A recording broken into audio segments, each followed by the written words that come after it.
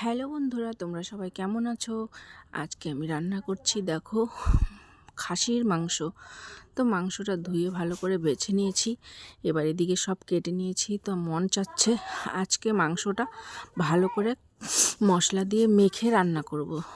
তাই এক এক করে সব মশলা দিয়ে দিচ্ছি। এবার গামলাতে আমি সব মশলা দিয়ে সব কিছু দিয়ে একদম মেখে রেখে দেব।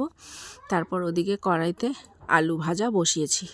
তো দেখো, আমি সব এক এক করে দিয়ে দিলাম, দিয়ে ভালো করে মাখবো। তো আমার প্রচণ্ড সর্দি ঠান্ডা লেগেছে, তো তোমরা কথা যদি না বুঝতে পারো তার জন্য আমাকে ক্ষমা করে দেবে। তা আমার দম নিতে পারছি না। তো আলু ভাজা হয়ে গেছে, জিরা, তেজপাতা, শুকনো লঙ্কা, গরম মশলা গোটা ফোড়ন দিয়ে পেঁয়াজ দিয়ে আমি মাংসগুলোকে দিয়ে দিলাম। তো দেখো, এবার কষিয়ে নেব ভালো করে। তো তোমরা তো সবাই জানো মাটন রান্না করতে গেলে অনেক সময় লাগে। তো দেখো, আমার কষানো হয়ে গেছে, এবার আলুগুলো দিয়ে দিলাম। তো মাংসটা সত্যি ভালো হয়েছিল। এবার প্রেসারে দিয়ে দিলাম।